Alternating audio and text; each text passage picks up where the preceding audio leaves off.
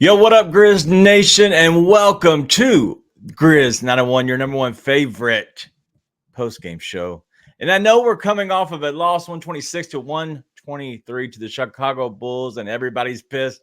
The chat is popping already. Everybody wants to give their thoughts on what happened because honestly, I don't even know what happened.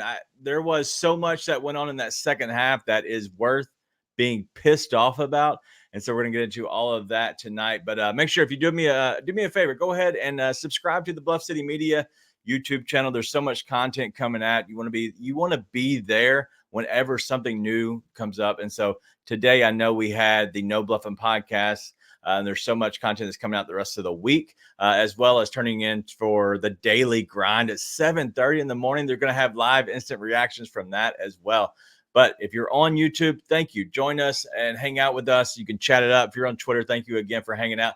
But join us over on YouTube. The chat is a lot better. It's a lot bigger over there. There's more people in the chat right now. Like, honestly, it's moving so fast, I can't even see it on my screen and kind of keep up with it. So if you want to join the OGs, you want to join the family, join us over at YouTube. But as we always do, we're going to break down the game. We're going to get into a little bit of Grizz trivia about halfway through the show. And then we'll wrap up the show with something that Nate hasn't even seen. It's going to be a little bit of an audio / video from Ryan that he sends in, kind of previewing the next game as we do the look around and the look ahead. But that's all I got. I'm Daniel. Nate's going to be joining us now.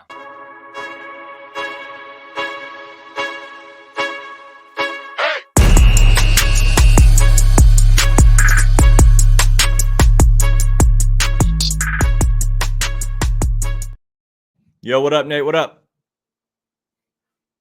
I got a question for you. I got an answer for you. Who would you rather have?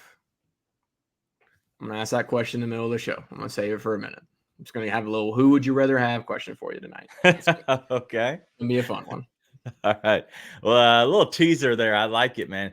Well, honestly, the Grizzlies lose 126 to 123 to the Bulls. Mm-hmm. Your instant thoughts off the top rope. Give us a little bit of what you're pissed off about, because I know I'm pissed off already. I've got a lot. Okay. I got a lot. First off, if they hit 25 threes on a night, in theory, you played pretty well to be in that game. Yeah, for sure. If they hit 25 threes on a night. So let's start off with that. Okay. 25 threes on a night's insane. They could not miss in the second half. It felt like, credit to them. The Grizzlies playing so well in the first half is what allowed them to be there at the end anyways. Yeah. Jaren, do we know if Jaren's on a minutes restriction because of his hamstring? I don't know. I just saw that come over from Lloyd Gross. Lloyd, love that you're on Twitter. By all means, hang out. But if you want to see more interaction on YouTube, the chat is literally moving left and right over here. But I don't know if he's on a minute restriction, but he did just come back from a hamstring injury. Okay. I will give that one to TJ and the staff. Like, I wouldn't be playing him crazy minutes anyway. That's not the reason the Grizzlies lost. I'm going to assume he's on a minutes restriction. You're right. It's not the reason they lost. Jake getting 31 minutes is somewhat mind-boggling. I mean, the box score says it's good, but my mind says it can't be. But did you watch the game? I did watch. I can't fathom. He played well. He did. I can't fathom it. Okay. I just can't. But okay. I always want to point that out because that's what I thought I'd be really mad about. And it's not. Okay. Let's get to my who would you rather have right now? Marcus Smart or Dillon Brooks? I'd rather have Dillon. Yeah. I am on record when the trade happened. I said it's fine. He doesn't fit this team. I don't know why we're making that trade, especially having to give up stuff to get him. It didn't make sense to me. The Grizzlies shot 32% from three tonight. Without Marcus Smart, they shot 40%. He took the second most threes on the team, 8, and missed them all. Every one. It's like the ghost of Marcus Smart right now. He's just not in shape, man. After his first stint, he sat down on the bench and he did the Nate after I just went on like a little bit of a jog. He did the. Yeah. dude. Like, I mean, it's brutal. It killed them tonight. And he had Yep. some moments of really good defense, but dude, I mean, it's bad. It's Yep. bad, and it's some not great stuff. Now, I got Wayno in the chat saying Smart will come good. I'm assuming, pause, no Diddy. He'll He end up being wasn't. good. He But wasn't good in Boston. this is, I mean, it's been brutal so far. That's pretty terrible to have an 0 for 11 night. I mean, and that kind of night. And then what killed me was he was taking shots at the end, right? Like Yeah. he put up a corner 3 in a key possession, and I'm like, yo, there's 16 on the clock, and you're 0 for 7. Yeah. And he did it anyways. But All right, there's plenty Goon. more. That's the main thing I watched, and I was like, dude, that can't happen. Goon, I appreciate the hustle and I appreciate the shtick, the gimmick that you're living. Marcus Smart he's just not good. And I know, listen, I've heard Chris Vernon and I heard other people kind of give him a pass. Okay. I don't care. I don't care that you had a baby in the offseason. I don't care that your former team won a championship in the offseason when you were sitting at the house because the Grizzlies had an unhealthy season. I don't care. I don't care the fact that you're literally just like you're coming to the Grizzlies out of shape. That's what I care about. So if you really want to be honest with yourself, is you're not being a true professional. You're talking about a true professional that wants to show up out of shape and wants to show up to a team that he's supposed to be the veteran leader, and he's the one out of shape. He's the one that can't get his body right. Like that is our veteran leader. That's our leader on this team, and that's how people want to mold themselves after Marcus Smart. They want Ja to mold himself a little after Marcus Smart. Listen to Marcus Smart because Marcus Smart is wise. Marcus Smart's been there. Marcus Smart knows what he's doing. Marcus Smart has never won a championship. Marcus Smart showed up to the team out of shape.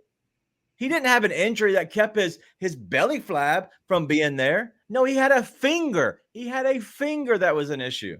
So you know what? If we're getting honest with ourselves, buddy, if you're the veteran, be a veteran.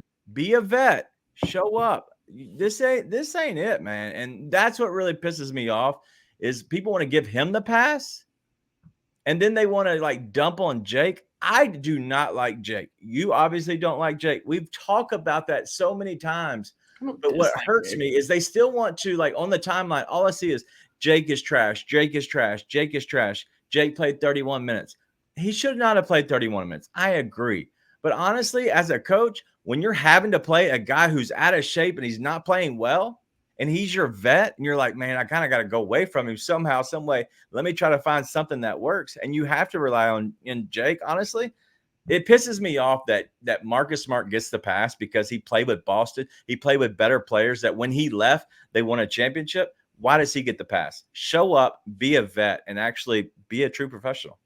Well, and let's talk about the last thing, which is defense. Actually, I got one mini thing after that. But, dude, you can't get beat on the same dribble penetration, kick out, swing to a 3 for a full half.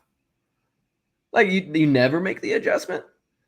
And Right. listen, that's one that I don't think is on Taylor. That's like, at what point are you going to wake up and start playing defense? Well, so on that, I watched that and I was like, why are we it's chaos on the defensive end. What was happening is, and I don't want to completely just shit on Marcus Smart. The time that it stuck out to me so much was when Marcus missed another 3-pointer and he overplayed his man trying to go for the steal because he just missed his 19th free throw or 3-pointer.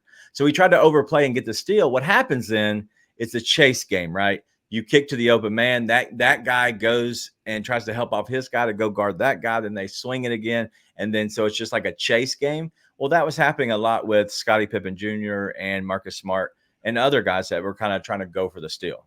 Well, and it's just a lack of focus. Let's call it, because what happened during the Magic game and the first half of this game, the guys came out like completely locked in with a different energy. And then they pulled, I'm an LSU fan. They pulled an LSU, which is they thought they had the game won and they were just going to cruise. And then they just quit locking in on defense. Like, oh, we got it going on offense, so we're going to be fine.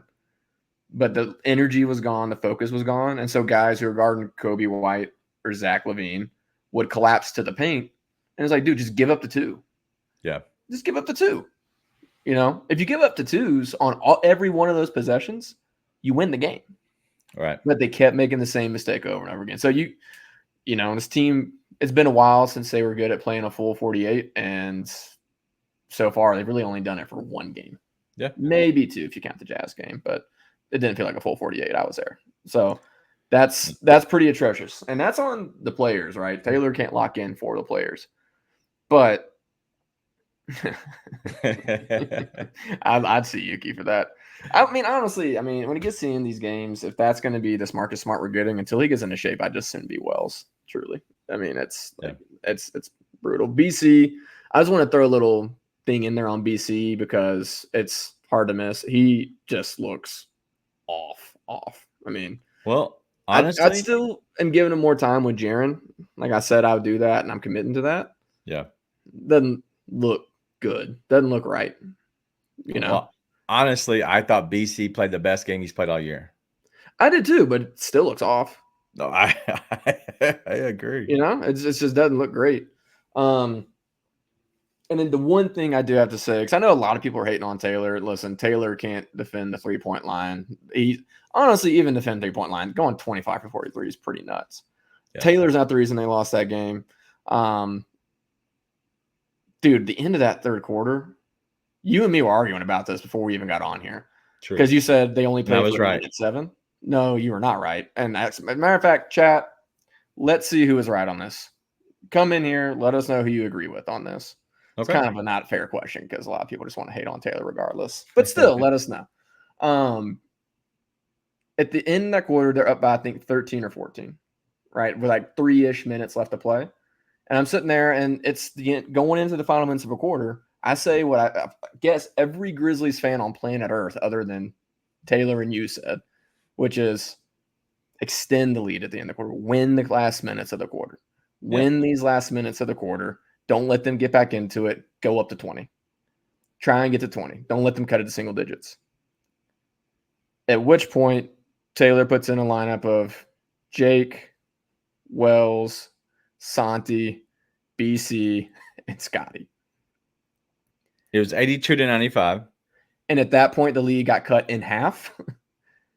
And the Bulls got all the momentum on their side. Then it was only for a minute 7. But that minute 7 completely flipped where that momentum was going. Dude, it could have gone either way. I agree. But either way. That's just it's a small thing. And again, I'm not sitting here saying Taylor is the reason that they lost that game. But dude, it's small things like that can flip a game. And it just can. Like, why not stick with Bane or Jaren out there? Dude. Why? It was 82-95. And he takes out whoever and puts in that 5 that you said, right? He put in a couple guys. He then puts in 2 starters, Marcus Smart, who I think is not good, but he put in Jaren. Smart. Right. And it was 87-95. So don't get me wrong. That's 5 points. I don't love that it was 5 points, right? That they gave up in that minute 7. But like, honestly, like it was a minute and 7. If we're breaking down a minute and 7 point of a quarter, and that's the problem this team loses. Daniel, I already said it's not the reason they lost, but I'm going to put the same thing you told me. Did you watch? Yes. Here's why that 5 points felt like a lot more is because I watched it happen, and it was clearly a lineup that was about to get murdered. If he'd left him in, the Bulls would have been leading by the end of the quarter. And he didn't put him in there to hold off for a minute 7. That was not what he was doing. I'm not one of these guys who hates Taylor. I'm not one of these guys who's trying to piss all over Taylor. But that is a terrible feel for the game and an objectively insane lineup to try and close a quarter that you have been horrible in, that you could win. You're tied for the quarter, and you have a chance to go win the quarter heading into the fourth with a big lead in momentum. Unless you're like that chick on Twitter who tried to argue that momentum wasn't a real thing this week. Well, and the other thing is, and I'll call Sane out because Sane's wrong. I know Sane's upset probably, but he hates Taylor, which is fine. But the fact that let's see, where's Desmond? Desmond started the quarter, and like he's saying Desmond only played 3 minutes in the third is crazy. Like that's obviously not true. But the problem is people will believe that, which is weird. Like, don't believe that he played 3 minutes. He didn't play 3 minutes in the third quarter. I've already seen 5 minutes that he's played, and so like he probably played 7 or so, or 8, maybe 8 minutes in the third quarter. But like that's the part like people overlook because they'll believe what somebody like Sane says, like, hey, he played only 3 minutes in the quarter. That's not true. Like he didn't. Like sometimes, like I agree with the fact of you play your guys and you win the game. The fact that we have somebody like their guys all played 30 plus minutes, but the problem is like Zach Edey's unplayable right now. Zach Edey played 14 minutes and he looks slow as Christmas. What a lot of people that did not like him coming to the NBA said, and I thought that would be. And so it's been really bad. And honestly, the fact Jaren played 24, Bane 31, so Bane got up there. It's a little crazy, but real quick, we do have somebody that we want to bring in here, and he's down live at the forum right now. So 1 second, we're going to bring in Parrish Sharkey. Parrish, you are live right now after the game. What's going on, man? Hey, not much, man. Of course, tough after leading the whole game, having a 20-point lead and blowing it, of course. We're all yelling at each other over here. Me and Nate are going back and forth. I just yelled about Sane being a liar. So this is definitely off the rails. But did you just get out of a press conference? Yeah, so got to get in on Coach Tucker Jenkins, post-game presser. Well, coming in and won the show. How was that? Anything? Did he say anything about one, why maybe Jaren's not playing the minutes that he should be playing, but two, like why, like what's happening in the third quarter? Because somebody had to have asked about third quarter. Somebody did. I'm really just saying it's that, got to play better, got to coach better. He said they discussed at halftime that they got to do better. And he's saying just defensively, because they scored 32 points in the third quarter tonight, but they gave up 39. So the defense wasn't there. So, yeah, they didn't really have too much of an answer outside of that. As for Jaren, someone did ask about the minutes. He said Chicago played small and kind of just it went with the minutes distribution to try to play match with Chicago's lineups to match their small lineups. Hold on. So you're saying Taylor said that they went small, so we didn't go with our unicorn. Like that's what you're saying. He said, correct? Something along those lines. Yeah. Wow. He didn't mention the interview at all. Gotcha. Anything come out of that at all that was interesting, other than maybe the Jaren stuff or the third quarter stuff? Not really. He seemed really ticked off and frustrated about the defense. He was really disappointed in how they played defense tonight. So, okay, you say offensively they scored 123, 37, 6, 60 rebounds. He did mention about the offense rebound they gave up late in the game, which they gave up 3 big ones to my count in the fourth quarter. So he did mention one of them. That nearly pretty much cost them the game. Their last offensive rebound that they gave up. Yeah. Nate, what you got? So, did he say anything about trying to keep Jaren on like a minutes restriction or anything like that? Or he just said they were trying to match lineups and that was the reason? He said match lineups. Now, I'm not going to act like I remember every single thing he said, but I don't recall anything about minutes restrictions. Okay. That's about Jaren. Because the answer with that is going to determine the direction the show went after you got off. So that's why I wanted to ask. I won't get in trouble there. He did say that I forgot, but I don't recall hearing anything about minutes restrictions. Sorry, I'll scour Twitter to make sure I don't say anything too crazy. Yeah, definitely. But no, I mean, I would be interested to know if he had anything to say about the minutes with Edey tonight as well, or was that just going to be the same thing? That went in the same. It was basically in the same. The question was asked about Jaren, and he mentioned Edey as well. Okay, so that makes sense. In the same answer. Okay, well, that's about me. I'd be frustrated with the defense too. I mean, that's honestly what I expect Taylor to say. Is I hated the defense. I would not expect him to say trying to match, and that's why we don't play Jaren. But we'll dig into that a little bit later. I know you got to go. You got to run to the player interviews. So 2 minutes. Yep. If I told you the Grizzlies shot 11 more field goals, and I told you that they out-rebounded the Bulls by 10, and I even said that the Grizzlies scored 70 paint points to the Bulls' 36 paint points. Would it shock you that the Grizzlies lost? Yes. And including it, they had 37 assists to only how many turnovers? I saw that. To only 10 turnovers. 10 turnovers, yep. You can't make this up. And they took 111 shots. That's crazy. That's wild. Game. Who are you?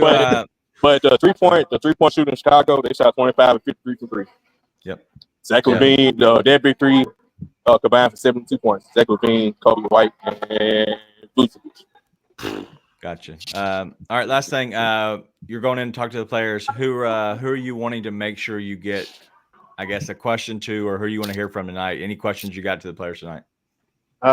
Main question I want to get with probably Bane and keep Marcus Smart. He shot over 11. So yeah, I like to hear about Marcus Smart. But Desmond Bane and Jaren Jackson, they only combined 4 points in the fourth quarter. Wow. That's big. When Ja Morant's missing, the Grizzlies are missing. We saw it all last season. They're missing a secondary closer.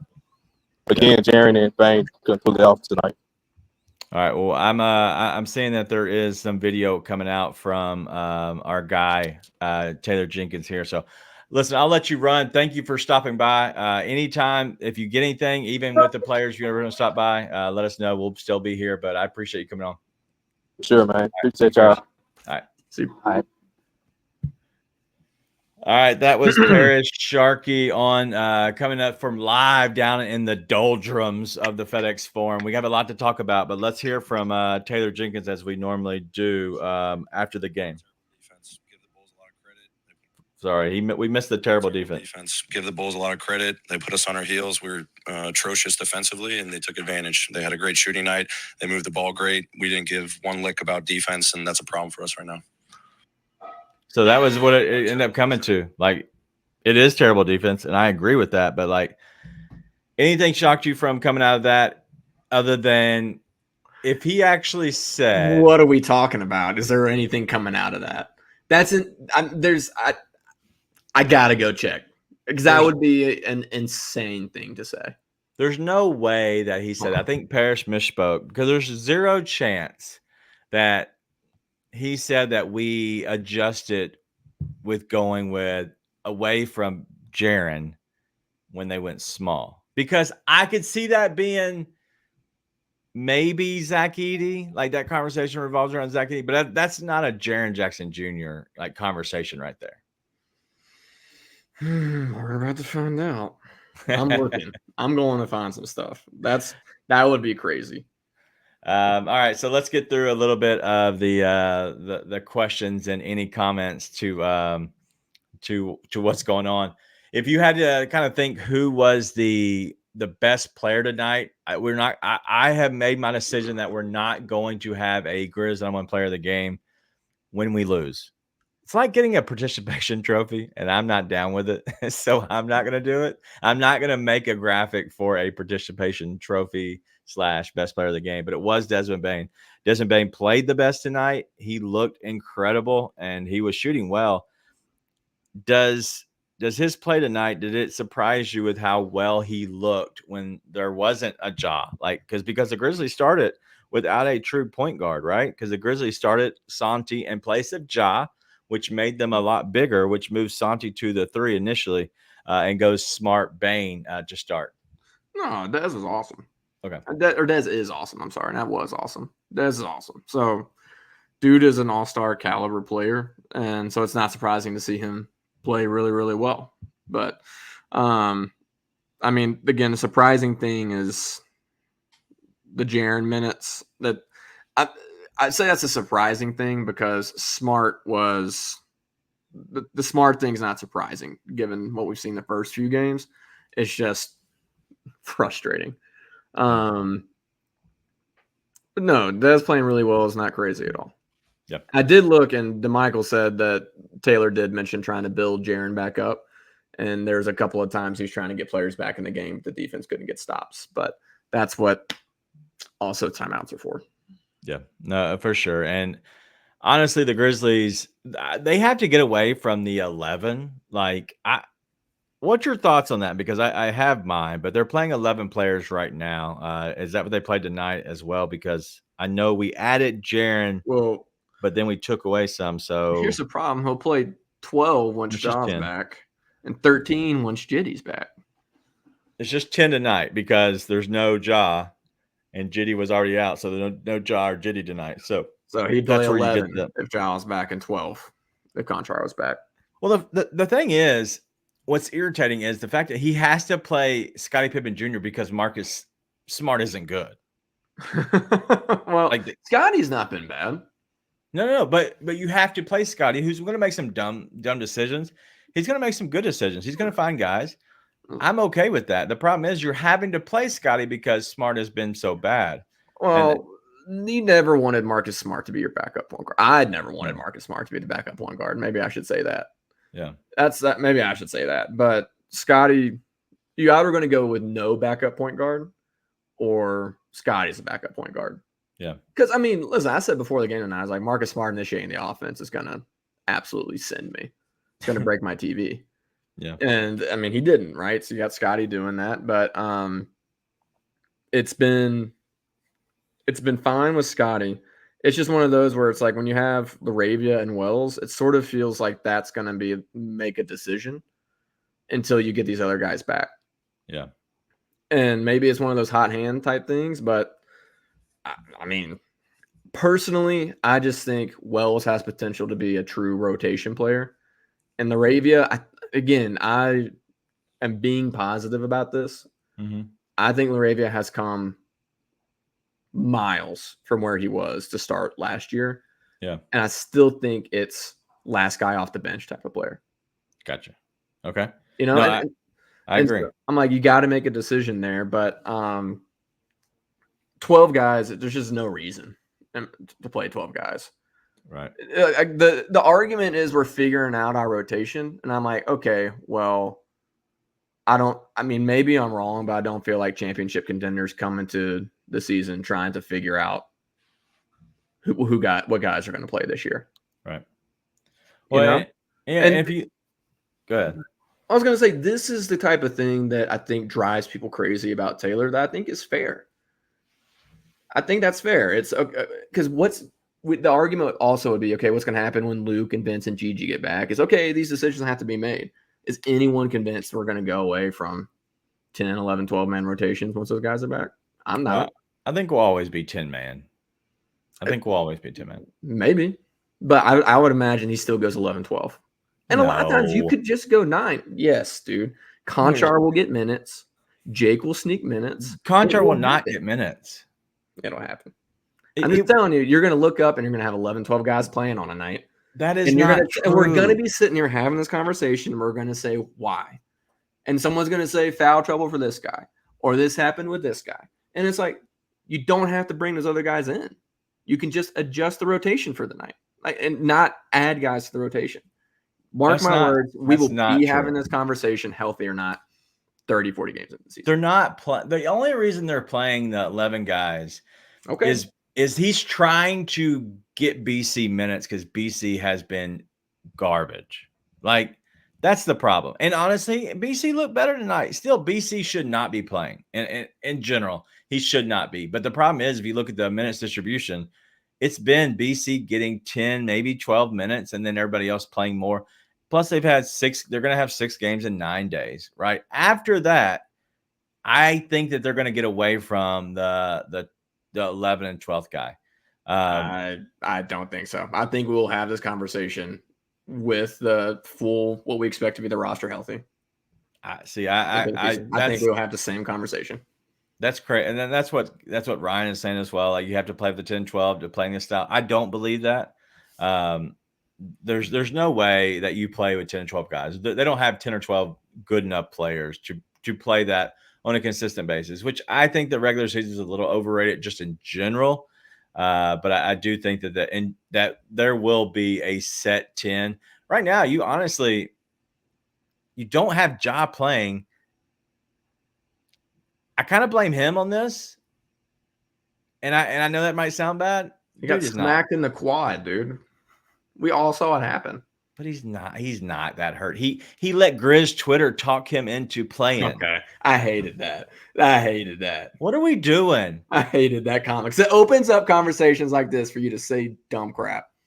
But it's just the truth. And honestly, me. saying I shut said like crap. just like this is Grizz Twitter right here. It's Anthony saying everybody. He wants to throw out that Bain only played 3 minutes, and then I won't say anything that Jenkins did. I am fair on Jenkins. Unfortunately, I am fair. And yes, is he lost on some of the rotations? Yes. Do we pick apart his rotations? Yes. Is it a little overkill? Yes. It's just the truth. Like that's just the understood thing. He's always a possession too late, it feels like. Yes, and he's Always a possession too late. That's the problem with him is he can't it seems like the reaction time is slow because he wants to let his guys play through it, which I respect and understand, but you can't always play like that. And do you want to let your guys play through it, or do you want to win basketball games? I agree. But the problem is like we don't have enough healthy guys right now to really just rock to do that. And that's the thing that I'm kind of like fighting. You're fighting both sides. Is I would hate to play Jake LaRavia. Jake LaRavia looked good tonight. That's the unfortunate part. He was far from the worst guy on the floor tonight. We traded for a first round pick for a guy in Marcus Smart who showed up as a vet to camp out of shape and has been one of the worst guys on the team this whole year. But like that's the thing that gets lost in the sauce is like whatever. We lost to the Bulls. No shit, Sherlock. Like, I get it. But, like, come on. Like, what do you – like, I get it, some of the coaches, but, like, let's throw some shade at the players too. Like, everybody has continues to pile on certain players or certain coaches, but there has to be a conservative effort here, and that's my opinion. And we want to bend – people can pick apart and point fingers all they want, but, like, we have to be honest. That's my whole thing is if there's a dumb call or a dumb move, you call it out how it is. But that's how I feel. I don't know how you feel. And honestly, this whole show is getting off the rails. But I just feel like honestly, it's just people want to bury certain people because they don't like them, and it's honestly stupid. I'm not here to bury Taylor. I'm not here to say Taylor's awful. I'm not here to say he's the reason they lost tonight, but he sure didn't help them win. No, I mean, like he was a possession too late when they got cooking in the second. He let him make 2 more threes than he should have before you called a timeout. And the third quarter is only a minute 10. That minute 10. Minute 7.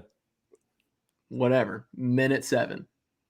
It could have been a minute. It could have been 30 seconds. Because that's how fast they scored 5 points on that lineup. And went on a run. It was trash, and it completely flipped where that quarter could have gone, where the game could have gone. That was terrible. Defense was terrible all night. Marcus Smart going 0 for 11 is ungodly. And taking shots in crunch time is somewhat unfathomable. I mean, it was brutal all night. And if the Jaren thing is anything other than he's on a restriction because we have to limit his minutes, then that is, I mean, absurd. It's absurd. It's absurd. And I don't know. 24 minutes is a weird minute restriction. So I doubt that that's what it is. Maybe it's 25. They couldn't quite get him in on time because he waited 2 possessions to use his timeout. Yeah, it's definitely weird, and I agree. The only issue is like you're trying to find people that are good. Like we've already picked out Smart and BC are struggling. That's 2 of your 10, right? And you have to play 5. So then you have 3 other guys that are you're trying to find out rotations, and you have to play the other ones. It's tough. Honestly, they literally took their foot off the gas and got caught. And that's what it all comes down to. It wasn't necessarily the third quarter. Like if you look at the lines, like honestly, like it was looking at the third quarter, everybody's pointing back to the third quarter, and they got beat by 7 points. But they were up by 10 up 10 after the first, up by 14 at halftime. And then you lose that third quarter by 7, and you lose the fourth quarter by 10. That's what it comes down to. Is you could not finish the game, and once they got the momentum, it was done. And then you handed it to them, 100%. Well, and here's one of the biggest things too, and this is what happens when you have a season like last year. Is so much of this is carryover from last year. Yeah, because it was such a trash year, and then all this stuff kept happening. And everybody who decided who they're going to blame, which is waiting for this year, to find a way to blame him, which is Taylor. And listen, I'll be honest, when I hear stuff like that Taylor press conference, I'm like, dude, whatever. Like spare me. The defense was atrocious. We didn't give a lick about defense. I'm like, spare me, dude. Obviously didn't give a lick about defense. I don't need your fired up press conference 4 games into the year when the team that it is your job to prepare and to get locked in and focused wasn't locked in and focused. Yeah. So part of me is like, listen, it's game whatever out of 82. Our roster is like halfway depleted, even though we got Jaren and Dez back. Yada, yada. The other part of me is like, dude, I don't want to see these same trends 4 games into this year. Like, are you going to decide that your goal is to make a playoff run, win a championship from the get-go?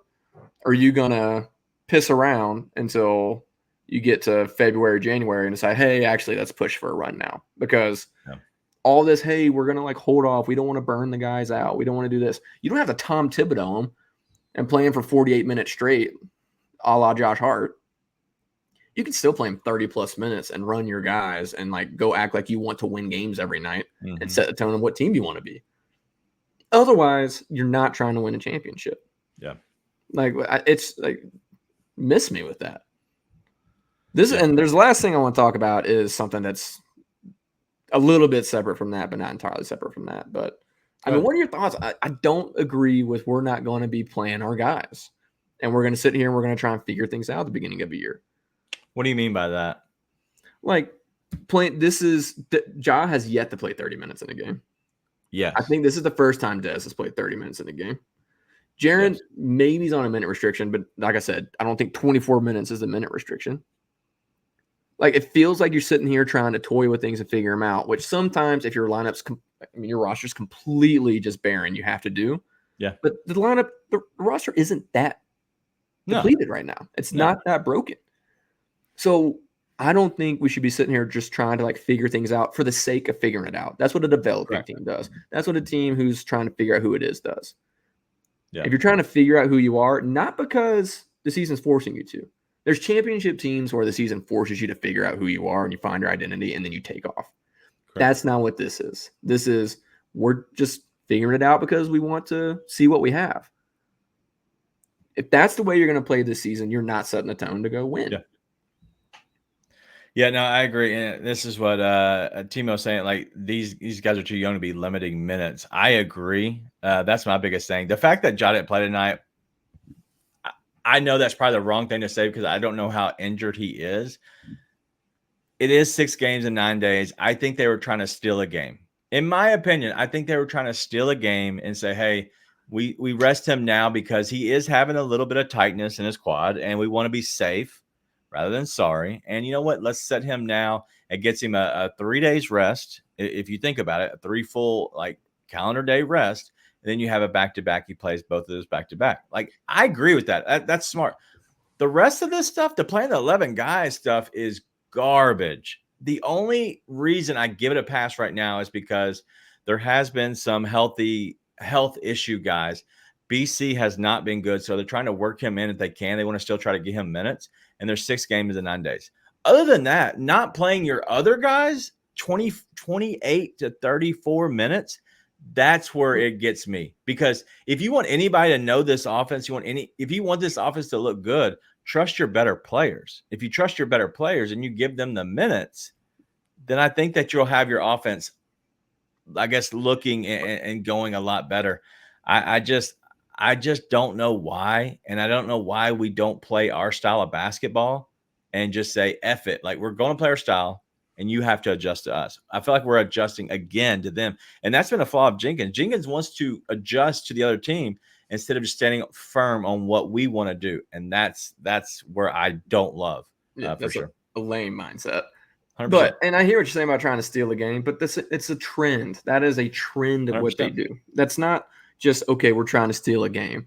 It's, okay, we're going to try and make sure we don't get too much wear and tear on our guys. But I'm just like, dude, you're not old. Not everyone's Marcus Smart's age. You're not playing Mike Conley in year whatever he's in. You're playing John Morant and Jaren Jackson and Desmond Bane, who are all like not even in their prime young. Like, just go play basketball. Like sometimes like we're trying to solve this puzzle, we're trying to fit all this in, and we're trying to like play like all this long game. And sometimes the game is just go win basketball games. Yeah. Like what? Like you don't have to overcomplicate it. No. And I don't understand We it. I know it. overcomplicate it. Like I know that it is a new offense. I get that part, and there is going to be games where you don't look good, games you don't look bad as you pop another bottle. But Need it. the thing is, you were up 20 in this game, but you were playing with momentum, and you were playing with your style of basketball, and then we got away from it. And it is what it is. It's the same thing, though. It's the same thing, and that's what drove me crazy about that third quarter decision. But it's the same thing. You're trying to like play this puzzle and play this chess match instead of just saying, "Hey, Jaren, Dez, go get in there and put their foot on their throats in this game." Okay. Like sometimes it's as simple as go beat them. Instead, you're trying to like buy a couple minutes with this lineup that you know is. But every team does that. Yeah, and it's always ass, and every fan base gets mad because it's ass every single time. You know what I said as soon as I saw that? I'm like, what the hell is this lineup going to do? Oh, look, quick 5-0 run. He tries to sub people in. Oh, by the way, we can't get stops, but we're not going to call a timeout. And that's why we can't get our guys in. I would like to look at the lineups and see what it looks like, because I do think that there are some weird lineups there, but honestly, I'm just looking at it in general.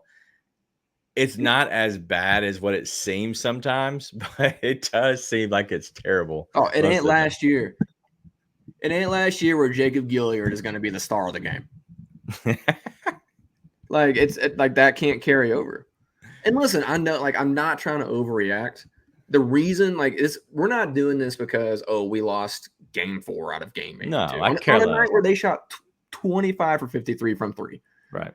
There's some insane circumstances on this. The problem is we know the trends. We've been following this team, and some things look like they're exactly the same as what's absolutely bit them in the ass. And honestly, like this Black Ninja just saying, it's like it is the NBA. Like that Bulls team has looked good. They've beaten Milwaukee this year. Like they have looked pretty good, and they shot really well. Like to the credit of them, but also the Grizzlies just allowing them to not be good. As Mr. Unlimited just fumbles late into the Monday Night Football. But D'Angelo's saying, like, you can't give up 25 threes. I was trying to see if there's another one I was looking at, but you know what? It is what it is. Like we knew going into this game it was going to be an issue, like overall, and so you can't give up. You can't give up 39 points in a quarter. First of all. As Gary Ness is saying, but you also can't give up that many threes. Like in the end of the day, I agree with Jenkins on the defensive stuff. It was bad, but it was bad because it was overplaying, going for the steal too much, which was causing chaos on the back end. But then people want to use the excuse of, well, we didn't play Edey. I agree. Maybe you go with him and punish the other team for playing small. And then maybe you work it out that way. But honestly, we went the other direction. And I think that's what got us caught, is we tried to play their style instead of just going ahead. You know what? We're going to play our style, because they obviously wasn't going to affect their 3-point shooting. So, I do want to get to the Edey thing. I want to talk about that in just a minute. But again, all that, you're going to have nights where you get caught. You're going to have nights where the team goes insane in the second half from deep. Like that. That's what's going to happen. And I don't want people to think we're crashing out over that stuff on a game that a lot of things went wrong for you in the second half. Again, it's just some things are happening that have been happening. Yeah. And you just can't keep doing that. Right. Yeah. And just like you're saying, like the whole reason you bring Edey on, you don't bring Edey on to close these games. Right? No, you don't bring Edey on because you want him to close these games to be an all-star. You bring him on so you can dictate the flow of the game. Now, maybe I'm not convinced Edey is developed enough yet and comfortable enough yet to be a guy you go to dictate games. Right. But at the beginning of this game, it felt like he was able to dictate that. His size was having an impact. Yeah, he Vucci man was driving right past him. This is what I want to get into. This is what I want to get into because Real I quick. thought Edie played well in his minutes. So Okay, let's get before we back get to ED, I love saying, but like I don't know if you're on the edibles. I literally have been saying that half of it's been Jenkins' fault. Like I've literally said that.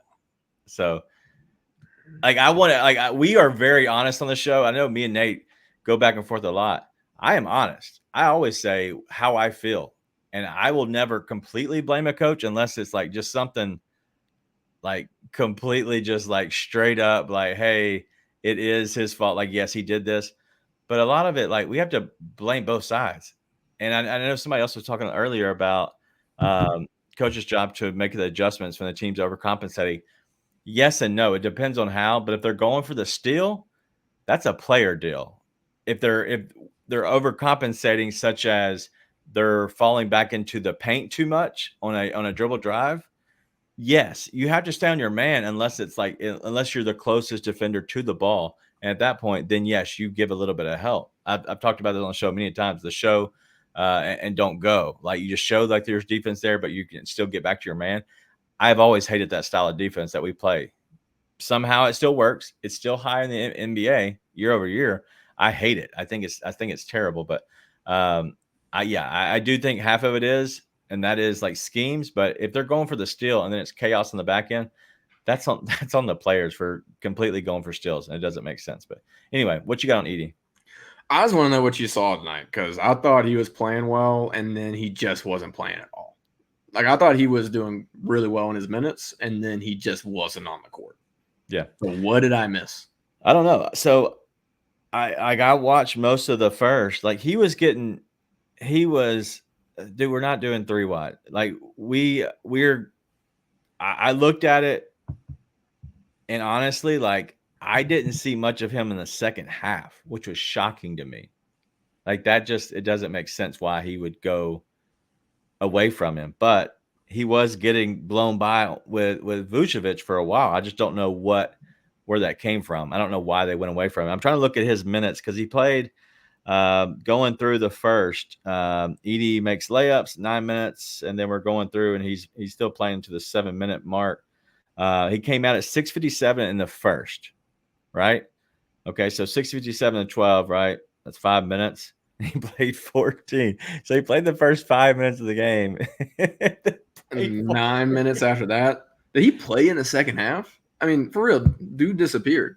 And he got like quote unquote blown by, but he was able to get back and use his length on him, dude. Like I remember the play Ryan said, and I was like, he got back on him, though. I mean, was disrupting in the paint. There's a certain point where I think you maybe let them play him off the floor, but Right. it felt like they just kind of went away from him tonight. I think they went away from him. And I don't think he got played off. I think they just decided, hey, we're going to match up here. Yeah. Like that's what I think it was more of, is because I'm still looking into the second quarter right now, and I still have not seen Zach Edey minutes into the second quarter. Here we go. Zach Edey comes back in the 7:40 mark in the second. So he played from 7:40, and they were up by 20 at that point, right? They were up by 20, 24-44, and Zach Edey came in at 7:43. And looking through here, he had a 2-foot shot. He had a rebound.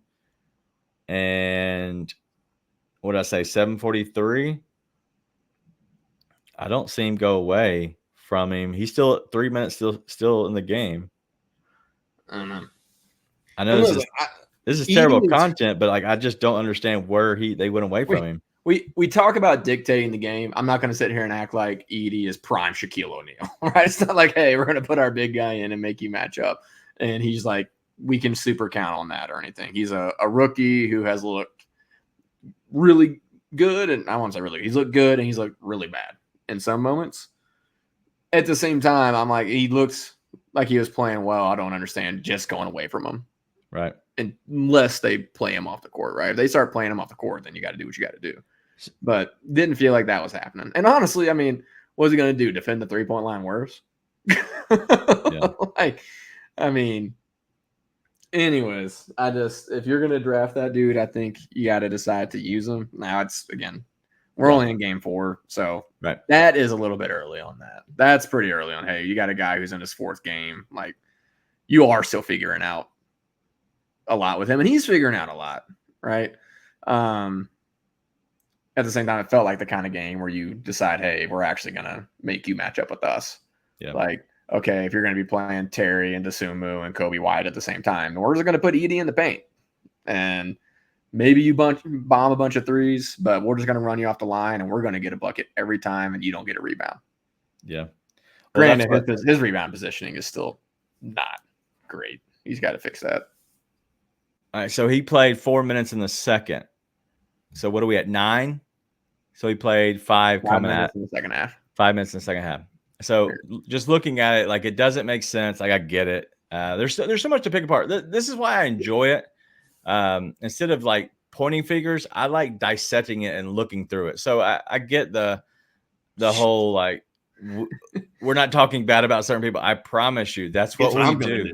That's what we do. And honestly, we keep each other in check. Well, the Edie thing, I'm not worried about. This is what I think it is. Like Ryan said, Jenkins and staff overreacted to the Bulls bombing threes and overthought it 100%. They went away. They tried to play smaller and got caught 100%. Like it is coaching on that part of it. Like you can't play that way and let them come back from that big of a stretch, that big of a number, and expect that you're not gonna, like, if you did get caught, like, that's on you. You have to own that. But well, I don't know. Again, there's the Edie thing. Like, I'm like, okay, like, I'm not worried about that. That's everybody's got to figure that out. Not mad at his minutes in general for that. Just felt weird to me. Maybe it was a mistake, but that's early enough that mistake makes sense. It's all the other trends, though, man. Yeah. Those trends, listen, you and me have never been big Taylor haters. I'm not nearly as big a Taylor defender as you are, but I'm not a Taylor hater either. Right. That stuff's going to catch up, man. Like that stuff is absolutely true. That stuff has reasons behind it that are legitimate. It's got to chill out. I did see that Michael Cole sent out that Jaren is on a minutes restriction. He asked him about it tonight. So I still don't think it's 24 minutes. Probably could have gotten one more minute. Maybe that changes the game, but whatever. That minute 7, if you'd only played there. That minute? What did I tell you? All right, we're way over tonight. Let's go ahead and get to let's go ahead and skip our break, and we'll go straight into Grizz trivia if that's cool with you. No.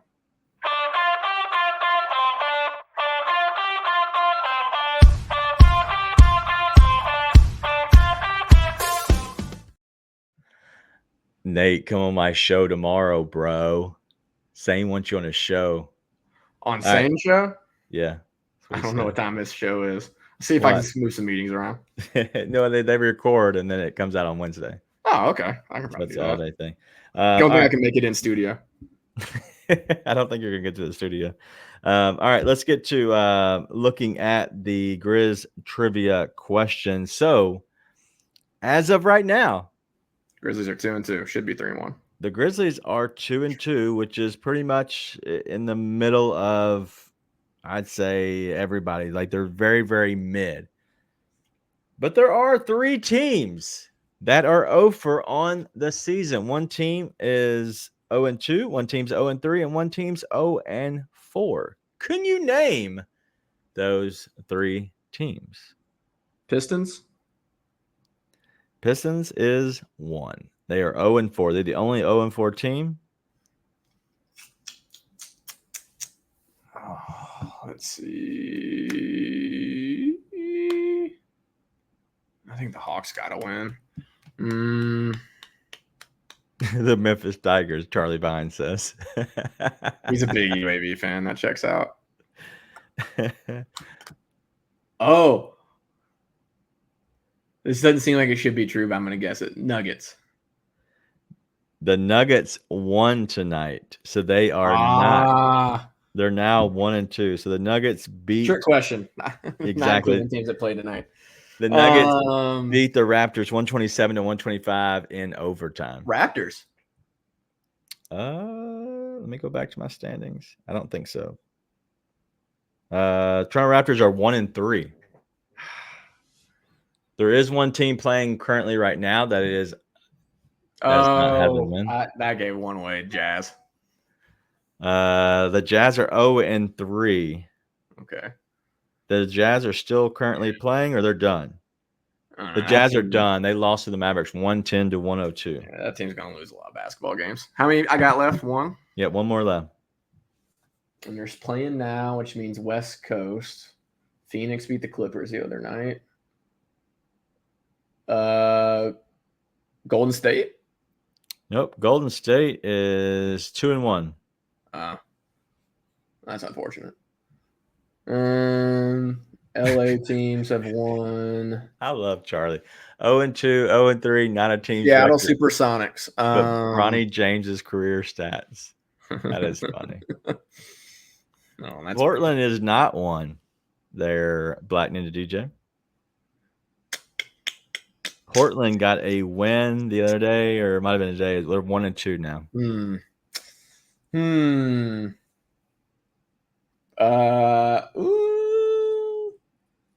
Brooklyn? Nope. Brooklyn, who we play tomorrow or Wednesday, is 1-2. Oh man, is this like an easy one? This is a team that always sucks. No, Not a team that always sucks. no. They're on the West Coast. You haven't gotten them. They're currently playing right now. So I said LA. I know both LA teams have won. Golden State. You Sacramento. hate on them. I thought you'd get that one first. Sacramento. No, I watched them play the Wolves the other night, and I remember thinking, "How did you blow that?" Actually, no, I know how they blew it. They decided to get DeMar DeRozan.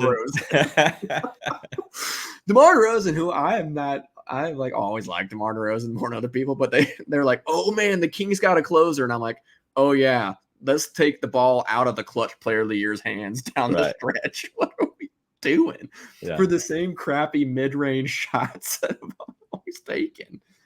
I actually liked DeMar DeRozan, but that was such a silly decision. Yeah. I didn't love that they didn't have somebody to stretch the floor, but it is what it is. All right. Let's go ahead and finish this game off before we kind of look to the next game. We're already way over our time. So what else do you have on tonight's game that you want to hit on before we kind of move on? Not much, man. I in all seriousness, like, not a game I think it's worth freaking out over. I don't think we freaked out over the game itself. It's like these trends have to go. Right. Marcus Smart's going to get into shape. BC is going to be what he's going to be or not. They've got enough depth now to be able to cover for that. You're going to get guys in to cover these minutes. But how long do you go with still giving him minutes if he's not able to help you? Plenty. You can give him plenty of chances to find a rhythm without it actually hurting you. Okay. He's almost never a net negative. He may just be like look rough, but he is in there. He's getting in the paint. He's playing hard. He doesn't just destroy you on the court, even when he's not looking good. So you can give him plenty of chances. Well, for the most part, tonight I think is the best game he's played. So it's a trend that's going the right direction. And maybe he saw Jay Huff get that contract. He's like, all right, bro, I need to do something. Tap me in, coach. I got this. And who knows? I mean, it's looked rough, but I thought BC looked fine at the end of last year. I think there's a great chance he still finds it. But man, like these lapses, the inability to lock in for a full 48, to not put teams away, and to not make winning decisions from a coaching standpoint. Yeah. All of that's got to go, man. It's just not indicative of a team that's ready to win. And we know this team can. Right. But you gotta decide that's who you are. And so I think they can. I'm not panicked at all, but it's concerning to see some trends carry over. We're only 4 games into the season, so there's still plenty of time to change it. For sure. And as Wayne was saying, BC's performance kind of will sort itself out if he's getting played on the court. It'll be evident, right? If he's getting played off, it'll kind of be evident on that. I gotta point out one thing. Yeah. Gary, who I've actually agreed with a lot of what Gary's been saying tonight in the chat. Gary, Jerry, I'm sorry. I thought it was Gary for a second. I'm a couple glasses in, and my could go either way. Gary, Jerry. I don't know. It's like the Parks and Rec. That's what we're gonna go with. again, we've criticized, or I at least think we've criticized Taylor tonight on that. Some will say we won't. At the same time, dude, like, it's not Taylor's. Like, Taylor's not the one that's running off the 3-point line every time and leaving Zach LaVine and Kobe wide open. Like, that was maybe it's his job to get those guys ready to do it, but dog. I saw Desmond Bain leave Zach LaVine in the corner tonight, and I was like, why? It just was cash. Nothing but the bomb in the net. That's like the 17th time it happened. Yeah. So, and I saw that one. It was just because somebody went for they over, try to correct and went for the steal. And at that point, it's just like the ball's moving. And then you find a wide open shooter in Zach LaVine, who's really good. That is what kills you. That's what kills you, because what you're doing then on the defensive end is you're literally working harder on the defensive end, scrambling, and they're going to get to a shot that they're not having to work as hard because all they're doing is just, passes, that are quick, crisp passes, and that are catching guys that are wide open. That's where it ends up hurting you. So the overplays is what kind of hurts you on the defensive end. They shot well, but we knew they were going to shoot well. They've been shooting well all season, like that, and that's what is the last game they lost. They did not shoot well, but when they have been winning or when they won, like, they've shot well. And so tonight, they shot crazy well. I just think, and I agree, it's the same scheme as the last 3 years. I don't love it either, Austin. I promise. I have complained about it. The problem is I got to eat it because, and maybe you as well, Austin, but their defense is ranked top in the league every single year. And so I have to say, all right, I don't love it. I don't think it's great, but it ranks high. So I don't. Last year, notwithstanding, they still ranked in the top 10. They were top 10 last year. Yes. And that's why I'm like, all right, I kind of got to give I can't say much about it. That's my issue, is if they're ranked high, I can't say much. I just don't love it. At some point, players play the game and players adjust and feel that out. And that's what that I don't think is on Taylor tonight. It's like, at some point, don't leave Kobe wide open. Right. But I'm not crazy panicking. I mean, it's gross. It's a gross way to spend a Monday night. It was maybe grosser than watching the Monday Night Football game, which is it's still going 26-18 by the Steelers. All right, let's go ahead and move on to put this behind us and kind of move on to the next game. But we have something that we have that Ryan, who brings us the look ahead, as we've already looked around the league a lot. We talked about that enough. We're already over our time, so let's just do just the look ahead tonight, going up against the Nets on Wednesday. It's Ryan Meadows again, back with another look ahead, looking towards Wednesday's game against the Brooklyn Nets. Playing the Brooklyn Nets this early in the season, yes, the Brooklyn Nets are not going to be good. The unfortunate thing about it is that usually teams that aren't good towards the end of the year are at least competent towards the beginning of the year. And this Brooklyn Nets team so far, I've got to give them a little bit of credit. Even though they're 1-2 to start, they look like a competent basketball team, which is always a kind of scary proposition if the Grizzlies are dealing with nagging injuries. So one thing to kind of look for Wednesday's game is the Brooklyn Nets shooting threes. They're tied for 6th in the league right now for 3-pointers made per game. They're averaging 15.7 3-point makes per game. They're also 9th in the NBA in 3-point attempts, shooting almost 41.7 threes per game. So yes, the Brooklyn Nets aren't a very good team. The Grizzlies should win these games, even if they are missing a couple players. But with competent teams early in the season and with the 3-point variance that the Nets are going to show, this is a game that could potentially be closer than we think. And we've seen so far already, the Grizzlies have tended to give up leads a little bit. So the Nets could either shoot themselves into this game or they could shoot themselves into a complete blowout from the Grizz. But I think watching the 3-point attempts from the Brooklyn Nets as they play a 5-out style like the Grizzlies like to do with pace, the Grizzlies just have Ja, Bane, and Jaren. And those are your 3 best players in this game. So they don't really have the pedigree to stick with the Grizzlies the entire game. But the 3-point variance for a team that shoots a lot of them could make this a more interesting game than we would expect it to be. All right, that's another Ryan Meadows special. All right, so I don't think you heard it on the first episode. Second episode, I couldn't get it done because I was too busy, but we're doing these pretty often now as he's doing the look ahead. So he's talking about the Brooklyn Nets being a very, not very good, but a decent 3-point shooting team, which that killed us tonight. And then Charlie Vines is saying, would you take the over on Nets team total for threes? I don't even know what that might be, but I think that the Nets are going to, as Ryan was saying, and I looked at the stats as well, like it does make complete sense. If they're going to win the game, they're going to have to shoot really well from three, and they're going to have to make the game just like that. And I think that's true. But did you like the breakdown from Ryan? I tried to give a little bit of graphics in there, put some stats in there, but your thoughts? I don't think you love it. I like the parts I caught. Not gonna lie, I was sidetracked. I was checking on some other stuff. So I did like the parts I caught. You have no idea. Both you guys make me wish I could bet, but I can't unless it's Prize Picks, which, by the way, anyone who does Prize Picks, I'm not trying to hate. I do Prize Picks a ton for NFL. Do not do NBA Prize Picks unless you have the algorithm, which I don't. It's tough. Impossible. It's impossible. NFL Prize Picks, thumbs up. All right, so real quick, let's spend a few, just 2 or 3 minutes talking about this, and then we want to, if you're okay, I want to talk about the tweet that we just both saw. No, I do not want to do that. Not even a little bit.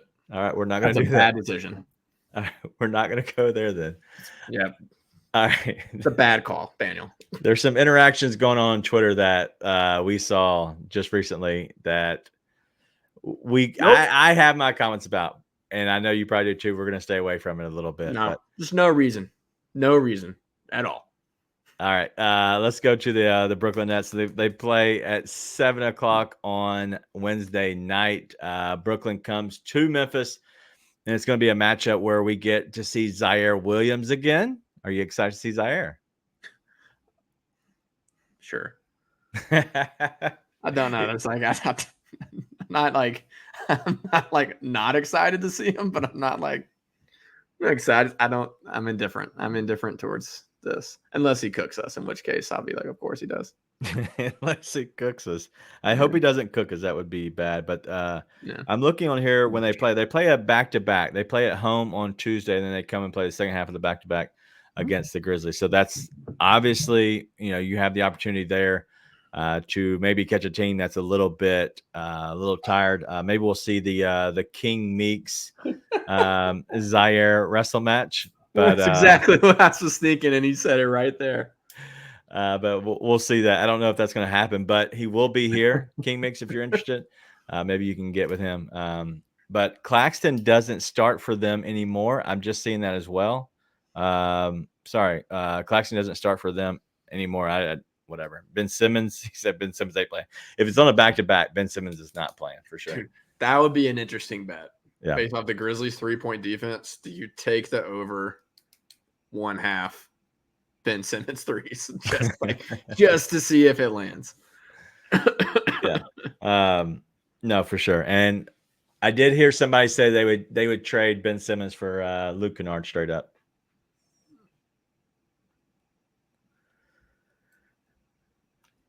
I was gonna say at least they'll play basketball, but it's I don't know who's gonna play more basketball. I would assume it would be Luke. Yeah. I've been wondering about that lately. I'm like, dude, what is going on with his foot? Because all we've gotten is foot soreness, right? No one said anything other than foot soreness. Right. It's a conversation for another show, but Alan, Nate won't let me. We're gonna stay away from the tweets tonight. I don't know if you know this. I'm not exactly engaged with X, and it's for a reason. Yeah. All right, listen, that's all we have tonight. Tonight was spicy. I got kind of irritated with everything, but it was funny. This team, they have so much potential, and I don't care about the win or loss. I don't. That the loss means nothing to me. I know we're on the same page. The losses mean nothing in a sense because they're going to be fine. I think they'll be a good enough regular season team. It's the issues of what we see. Like, I hate that we're playing 10, 11, 12 guys. You're talking about that's going to continue to happen. And that really drives me up the wall. It drives me up the wall when we have vets that come in out of shape. That's frustrating. It is just like Rusty was saying. We're too good to be losing like that, though. I agree. It is the NBA, so I'll give them that. And the team shot crazy good. why can't we shut the water off? Is on a defensive scheme. Is the coaching has to figure out. We have to figure out a way to get a stop, right? If you get some stops and then you can switch the momentum. I don't think the in-game adjustments have been great this year. I really don't. I think they've been really bad for the most part. And so I'm not sure what's happening. And I don't know if it's, I guess the offense, the injuries. There's so much that's happening in this year. I don't want to. I don't understand why.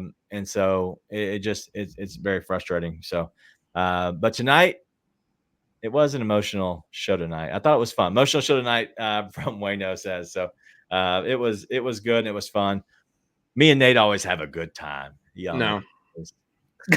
I knew you would. But that's all we have. Nate, do you have anything else before we get out of here? Nope. We'll see I don't know what night. Wednesday night? Wednesday night. Probably not Thursday night. Wayno. Nice. I forgot about that already, but Wayne didn't. All right, that's all we got tonight. It's been a fun show, been an emotional show. It's been a good show. The Grizzlies lose though, 126-123. They went over their number, which was crazy to me. That looked like a complete under early, and then Ja was out, and so I couldn't believe that actually happened. But that's it. That's all we got. We'll see you all Wednesday night. Be nice and tell your friends.